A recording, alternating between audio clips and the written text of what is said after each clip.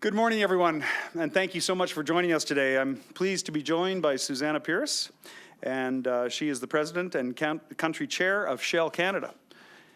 Also, Bob Miles, someone you know well, Chief Operating Officer for ATCO Empower. They're here for this announcement, which is a very exciting day indeed for Alberta. As you may know, our province is actually a globally recognized leader in the CCUS, the carbon capture, utilization, and storage of carbon. In fact, we're moving as quickly as anywhere in the world to develop this technology, and we're doing a great job with our industry partners. We've invested billions of dollars into projects and programs, as well as regulatory improvements that have streamlined and make things a lot better, as well as knowledge sharing. These efforts have proven extremely successful. The world is watching, they have taken notice, and they see what we're doing. For example, the Quest and Alberta Trunkline projects have captured and stored more than 12 million tons of carbon dioxide since starting operations. CCUS is the most viable option for hard-to-abate industries such as oil and gas, power generation, hydrogen, petrochemicals, and cement. These need to significantly reduce their emissions, and it's much more difficult to do so. In order to reach our emissions targets and to ensure a sustainable energy sector, we need to expand our CCUS network right across the province. That's why we're developing carbon storage hubs. These hubs will allow operators such as Atlas to safely collect, transport, and permanently store emissions from industries in that region. Development of the hubs actually started in 2022 and has been moving very quickly.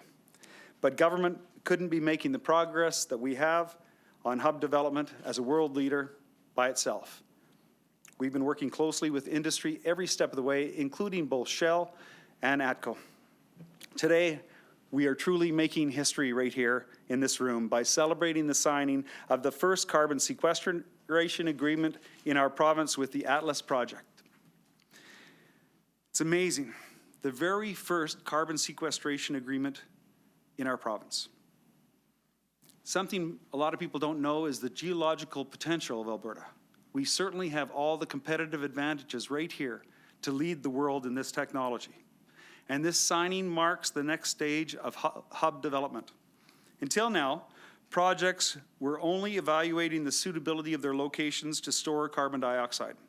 With this agreement, Atlas will now have the right to inject and store captured carbon dioxide at their proposed storage hub location.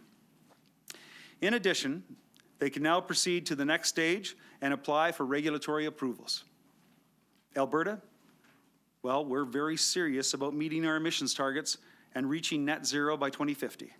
We want to do everything possible to support our industry partners in this work. And I want to personally thank Shell and ATCO Empower for their interest in this technology. Their leadership in shaping this energy sector and their dedication to this process is what's making this possible. I'm confident that we are witnessing the first of what will be many other agreements of this nature. We have proven time and time again that Alberta has the knowledge, the talent, and the will to make great things happen. And it's why people want to live and work right here and raise their family in Alberta. Thank you for joining us today. I'd now like to invite Susanna Pierce, the President and Country Chair of Shell Canada, from Shell, to say a few words. Thank you, Susanna, and thank you for being here. Thank you. Well, hello, everybody. In the spirit of reconciliation, I'd like to start by acknowledging that we live, work, and play, and we're signing here today in the traditional territories of the Blackfoot Confederacy, the Siksika, the Kainai, and the Piikani, the Tsuut'ina, the Stoney Nakoda Nations, Chiniki, Bearspaw, Goodstoney, and the Métis governments, Districts 5 and 6, and of course all of us who make our homes in the Treaty 7 region of southern Alberta.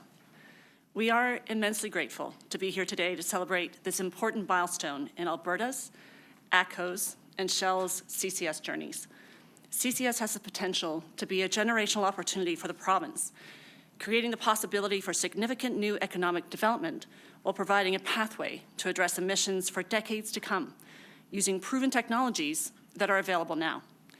The CCS framework Alberta has worked to develop, including the carbon sequestration agreement we are signing today, has set a very strong foundation for this nascent industry to grow, providing the regulatory certainty needed to unlock investment while ensuring meaningful rules are in place to protect the needs of Albertans now and into the future.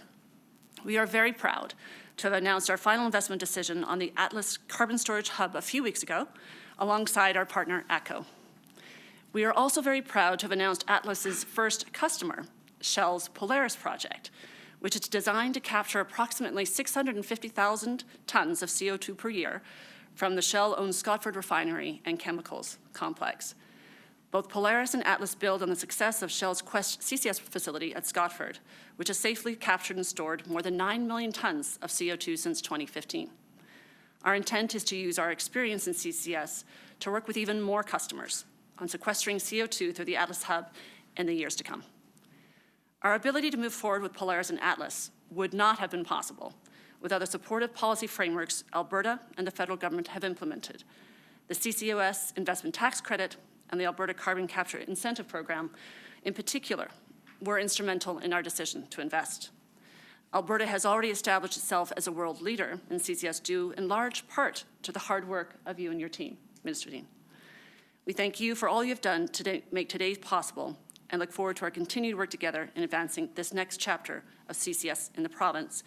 And I'd also like to close in thanking our partner, ATCO, for all of the due diligence that we've worked on together since we started working on together, and of course the Shell team, some of whom are represented here today and some of whom are not.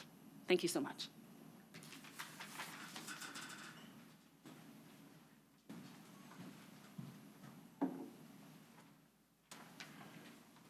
Thank you, Susanna, and thank you, Minister Jean. Definitely a pleasure to be here with everyone today. Progress like our agreement today is proof that Alberta is at the forefront of the energy transition.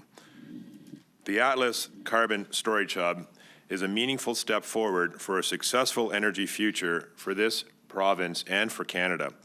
The collaboration between our provincial government, Shell, and the local communities underscores the joint dedication needed to actively create a lower carbon future.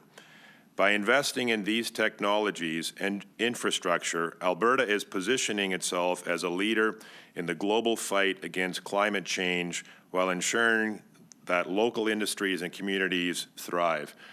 What Susanna said made me think back a couple weeks ago. We were on a call with our partner, one of our partners in Japan, and we had just made our press release for our Atlas project, and our partner put up, and it was in the media that day in Tokyo, they put up what I couldn't understand because it was in Japanese, but it was an announcement of our project. So not only is this important for Alberta, for Canada, but it actually is being viewed globally, so it was quite impressive. At ATCO EnPower, we are actively working across all aspects of the energy transition value chain with investments in renewable power generation, energy storage, hydrogen derivatives, and now carbon capture and storage. We're deeply honored to be partnering on the Atlas Carbon Storage Hub. I'd like to acknowledge the ongoing support of the Government of Alberta and the deep expertise of our partner at Shell. We really appreciate our partnership with Shell. Today's announcement is a testament to our belief that achieving a lower carbon future is not just a responsibility, but an opportunity. At ATCO EnPower, we will continue to explore innovative energy solutions for a sustainable world. Thank you, and back to you, Minister.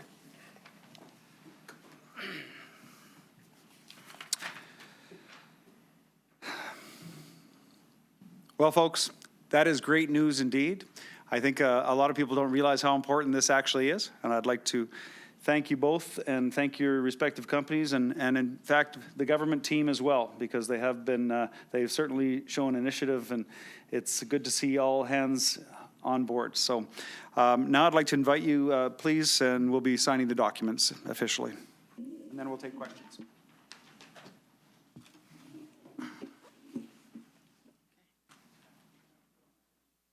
Glasses for me.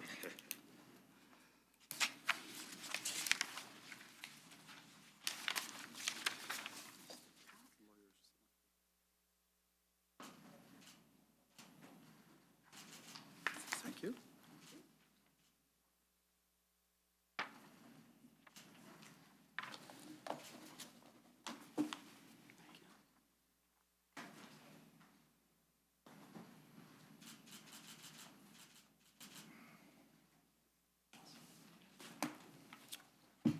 I guess we've got mics right here. How about that? Do these mics work? Good. Any questions? Happy to take questions on this. We will take questions. We'll begin in the room. It'll be one question, one follow, and then we will go to the phone line, see if there's anybody there.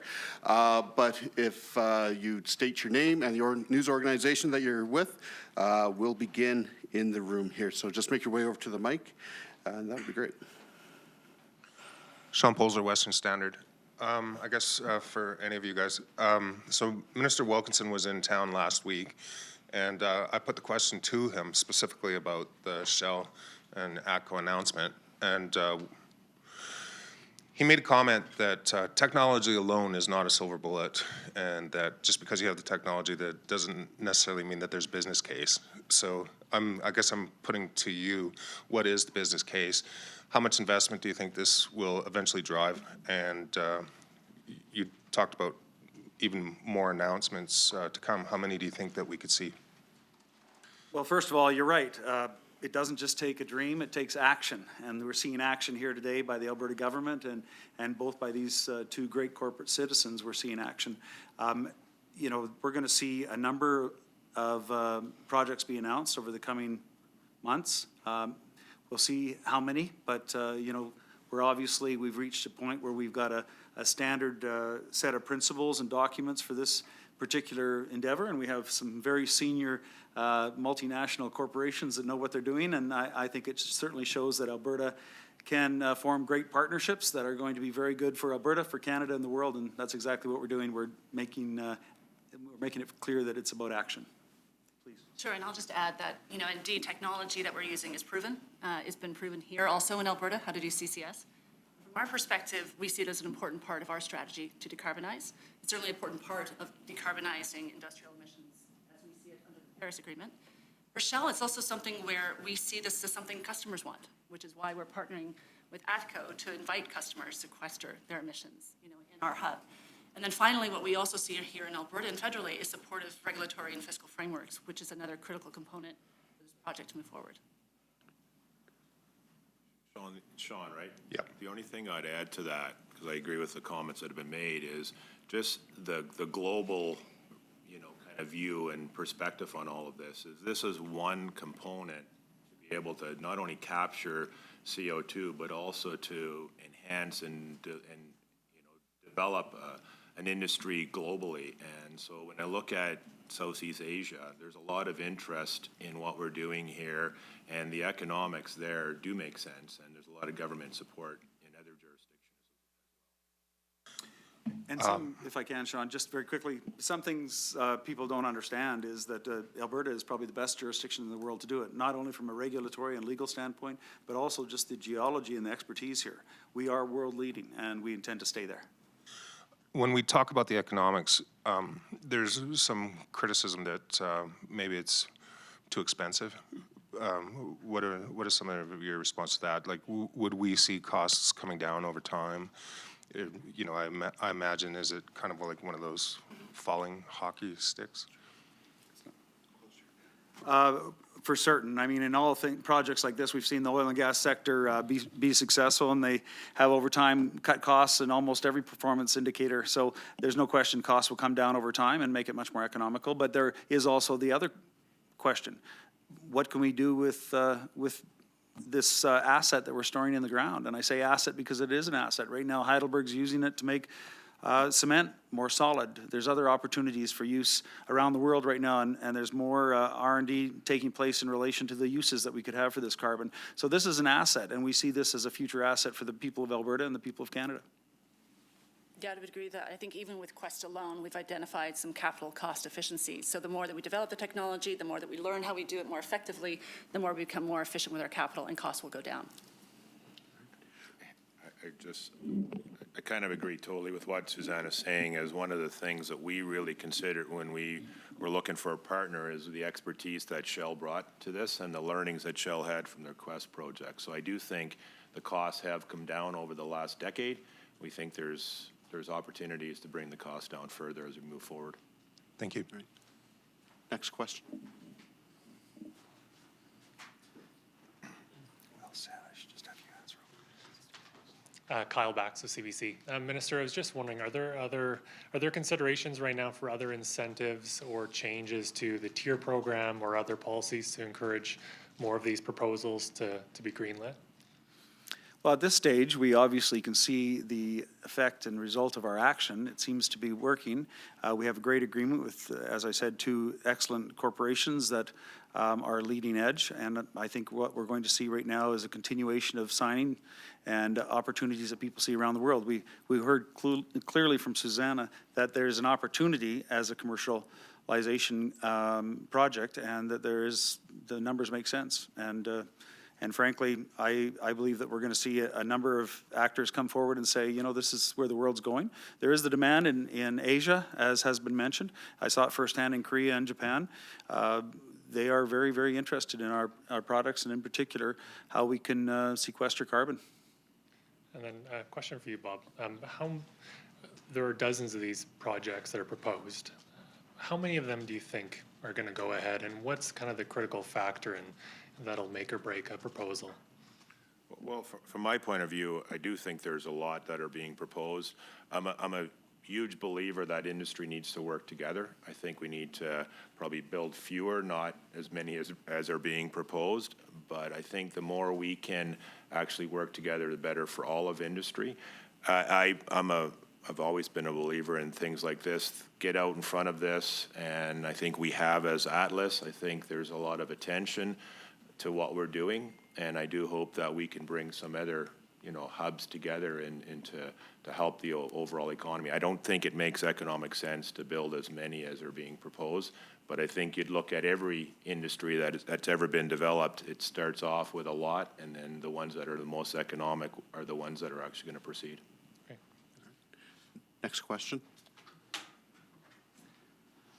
Hi, Chris Farco with the Calgary Herald. Maybe we can just start off with a bit of a technical question here, but we had the announcement from the province a couple of years ago about all of these hubs getting, I guess, the rights to this. Can you explain exactly what is the process that has allowed you to get to this stage, and what do you still need to do? Because you talked about the fact that you've still got to do some regulatory filings before you actually begin to store the CO2. So somebody could explain that.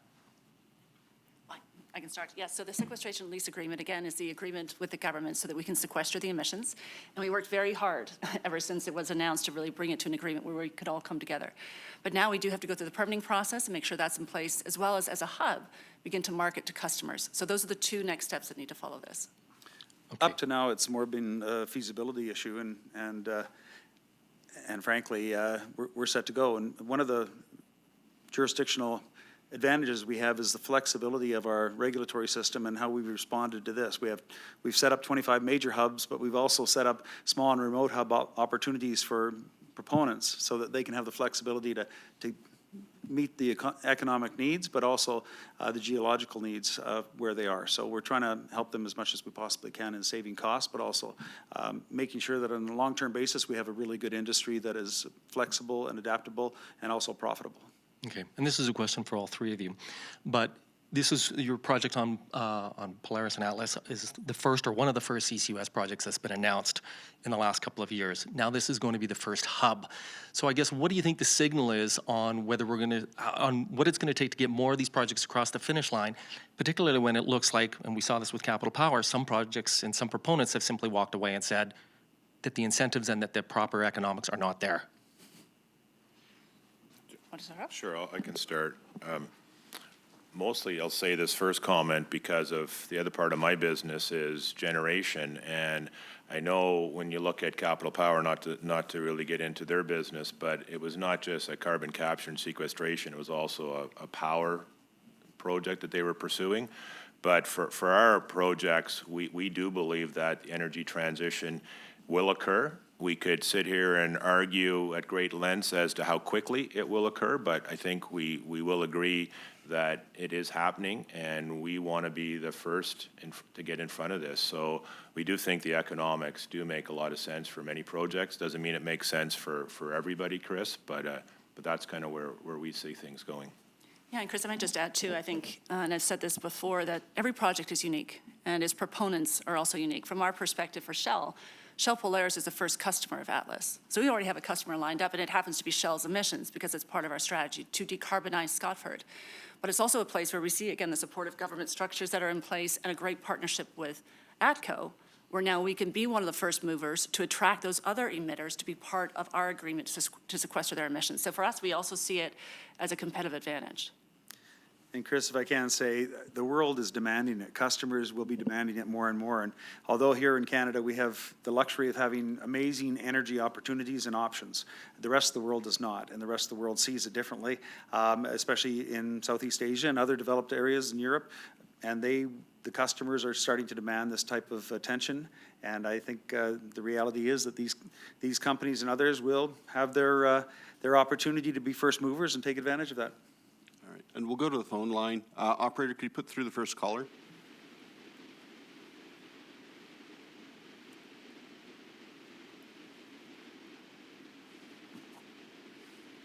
I can answer that.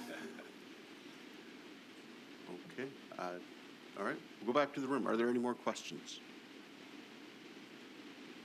Okay, then this wraps up the press conference for today. Thank you, everybody, for coming out. Are you allowed to do that without a Yahoo? Okay, just checking. You can do it. Yahoo! Yahoo! Yahoo!